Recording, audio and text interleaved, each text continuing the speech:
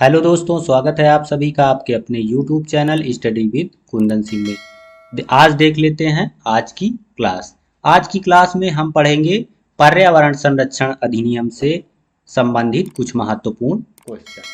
तो हमारा पहला क्वेश्चन है, पर्यावरण प्रदूषण से क्या अभिप्राय है।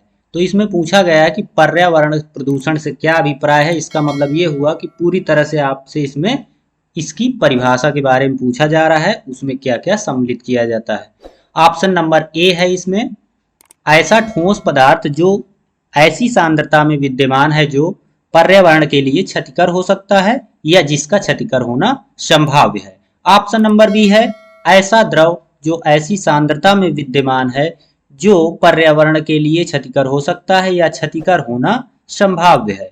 अब इसमें ऑप्शन नंबर सी है, ऐसा गैसीय पदार्थ जो ऐसी सांद्रता में विद्यमान है जो पर्यावरण के लिए क्षतिकर हो सकता है या जिसका क्षतिकर होना संभाव्य है।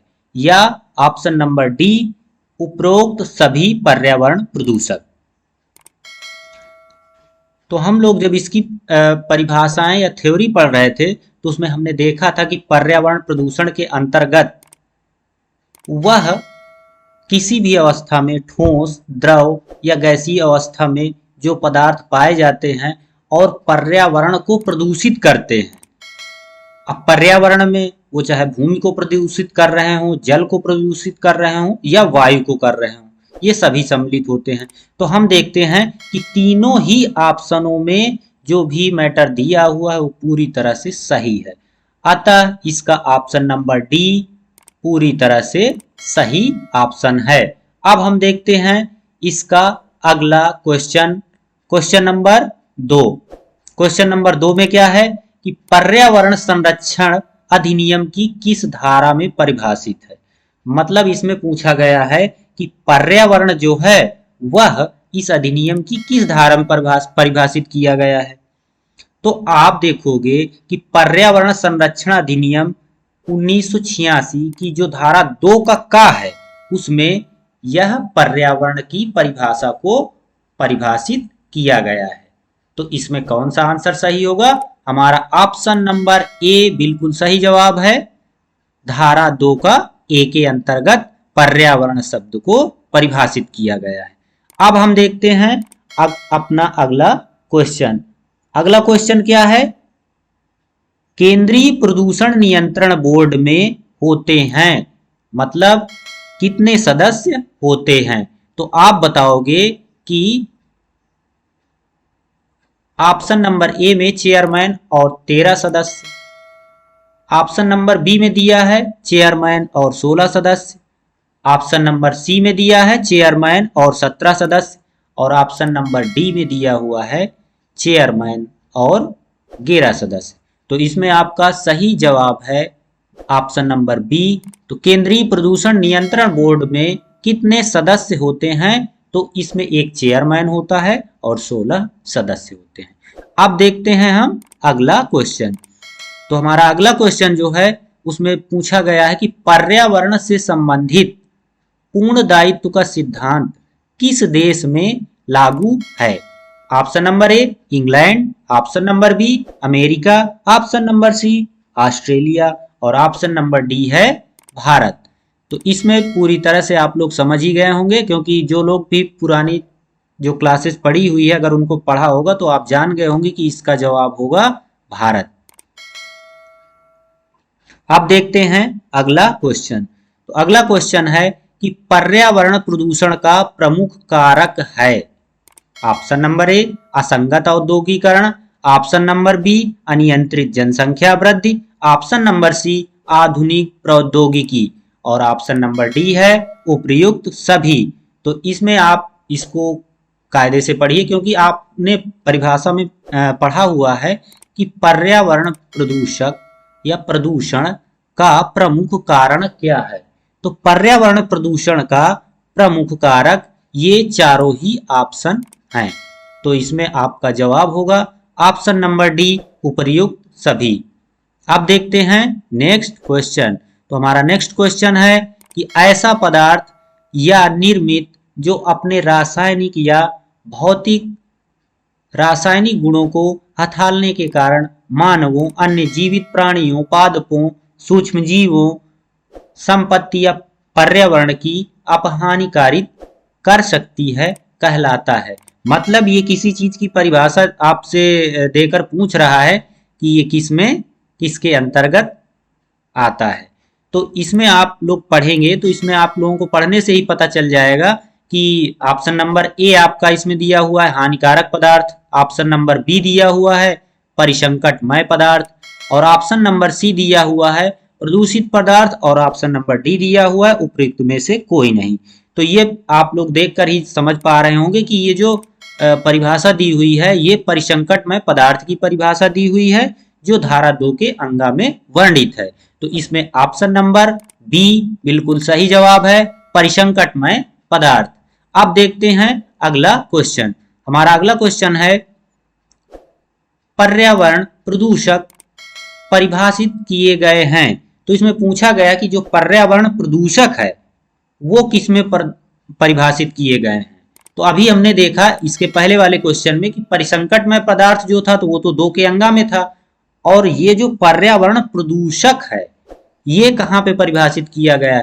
तो पहला ऑप्शन ऑप्शन नंबर ए है धारा 2 के का के अंतर्गत, और दूसरा ऑप्शन ऑप्शन नंबर बी है धारा 2 के खा के अंतर्गत। तो इसमें आपका सही जवाब है धारा 2 के खा के अंतर्गत पर्यावरण प्रदूषक को परिभाषित किया गया है। अब देखते हैं नेक्स्ट क्वेश्चन। हमारा नेक्स्ट क्वेश्चन है पर्यावरण संरक्षण अधिनियम 1986 का विस्तार कहां तक है। तो ऑप्शन नंबर ए है संपूर्ण भारत में, ऑप्शन नंबर बी है जम्मू कश्मीर राज्य को छोड़कर संपूर्ण भारत में, और ऑप्शन नंबर सी है जम्मू कश्मीर व नागालैंड राज्य को छोड़कर संपूर्ण भारत में, और ऑप्शन नंबर डी है मध्य प्रदेश राज्य में। तो इसमें आप देखेंगे कि जो हमारा पर्यावरण संरक्षण अधिनियम है उसकी धारा 1 के 2 में परिभाषित किया गया है कि इसका विस्तार संपूर्ण भारत में होगा। तो इसमें आपका ऑप्शन नंबर ए बिल्कुल सही जवाब है, संपूर्ण भारत में ये जो पर्यावरण संरक्षण अधिनियम है 1986 इसका विस्तार संपूर्ण भारत में है। अब देखते हैं अगला क्वेश्चन। हमारा अगला क्वेश्चन है भारतीय संविधान के किस अनुच्छेद में प्राकृतिक पर्यावरण आदि की रक्षा करने को मूल कर्तव्य के रूप में विहित किया गया है। तो जब आप अपने संविधान के मूल कर्तव्यों को पढ़ेंगे तो उसमें आप देखेंगे कि जो भारतीय संविधान का अनुच्छेद 51 का है तो उसमें दिया हुआ है कि जो प्राकृतिक पर्यावरण है इसके अंतर्गत वन झील आदि ये सारी चीजें दी हुई हैं।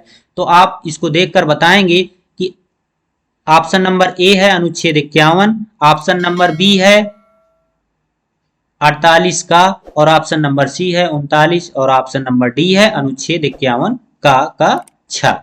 तो इसमें हालांकि मैंने आपको उत्तर पहले ही बता दिया, तो इसका ऑप्शन नंबर डी सही है अनुच्छेद 51 का छ। अब देखिए अगला क्वेश्चन।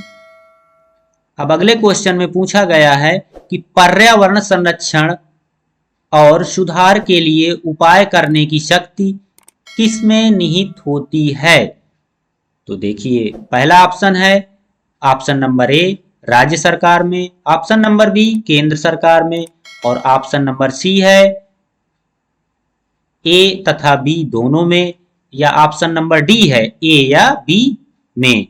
तो इसमें आप लोग जानते हैं कि जो पर्यावरण संरक्षण और सुधार के लिए उपाय करने की शक्ति है वो राज्य तथा केंद्र सरकार दोनों में निहित होती है।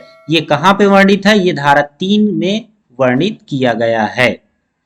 तो इसमें आंसर होगा ऑप्शन नंबर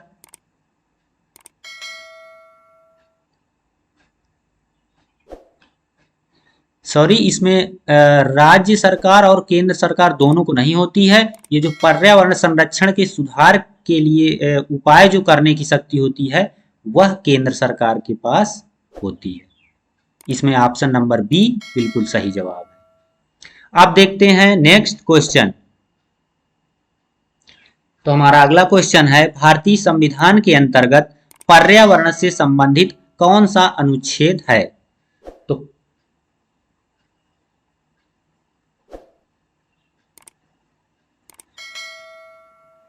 तो ऑप्शन नंबर ए है अनुच्छेद 19, ऑप्शन नंबर बी है अनुच्छेद 15 और ऑप्शन नंबर सी है अनुच्छेद 21, ऑप्शन नंबर डी है अनुच्छेद 48 ए।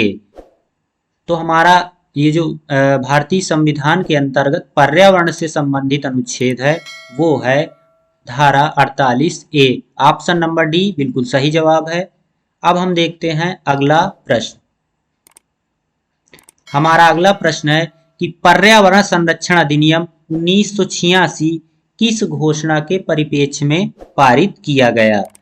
ऑप्शन नंबर ए स्टॉकहोम घोषणा पत्र, ऑप्शन नंबर बी क्योटो घोषणा पत्र, ऑप्शन नंबर सी है नैरोबी घोषणा पत्र और ऑप्शन नंबर डी है कोकोयाक घोषणा पत्र। तो इसमें बिल्कुल सही जवाब है आपका कि स्टॉकहोम घोषणा पत्र। अब देखते हैं अगला क्वेश्चन। अगले क्वेश्चन में है कि पर्यावरण संरक्षण अधिनियम 1986 कब अधिनियमित हुआ? तो इसमें पूछा गया है, वो डेट पूछी गई है कि ये जो अधिनियम है ये कब अधिनियमित हुआ। तो इसमें पहला ऑप्शन है आपके सामने 23 मई 1986, ऑप्शन नंबर बी 24 अप्रैल 1987, ऑप्शन नंबर सी 20 मार्च 1989 और ऑप्शन नंबर डी है 25 फरवरी 1986। तो इसमें बिल्कुल सही जवाब आपका है ऑप्शन नंबर ए 23 मई 1986 को पर्यावरण संरक्षण अधिनियम अधिनियमित हुआ था। अब देखते हैं अगला क्वेश्चन। हमारा अगला क्वेश्चन है कि पर्यावरण संरक्षण अधिनियम 1986 में केंद्रीय सरकार की साधारण शक्तियों का उल्लेख किन धाराओं में किया गया है?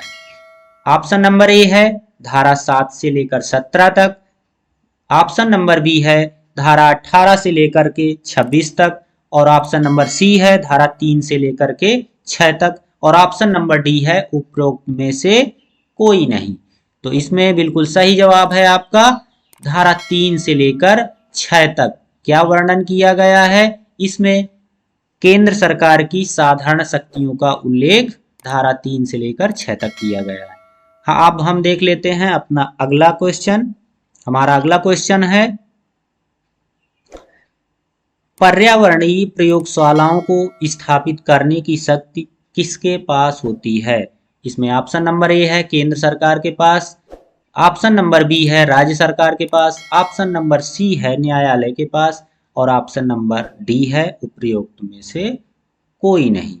तो जो पर्यावरण प्रयोगशालाएं हैं उनको स्थापित करने की शक्ति केंद्र सरकार के पास होती है। किसके पास होती है?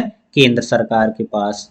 अब हम देखते हैं नेक्स्ट, लेकिन चलिए यहीं पे आज की क्लास को समाप्त करते हैं और आगे के क्वेश्चन अगले पार्ट में देखेंगे। Thanks for watching. Okay, bye bye.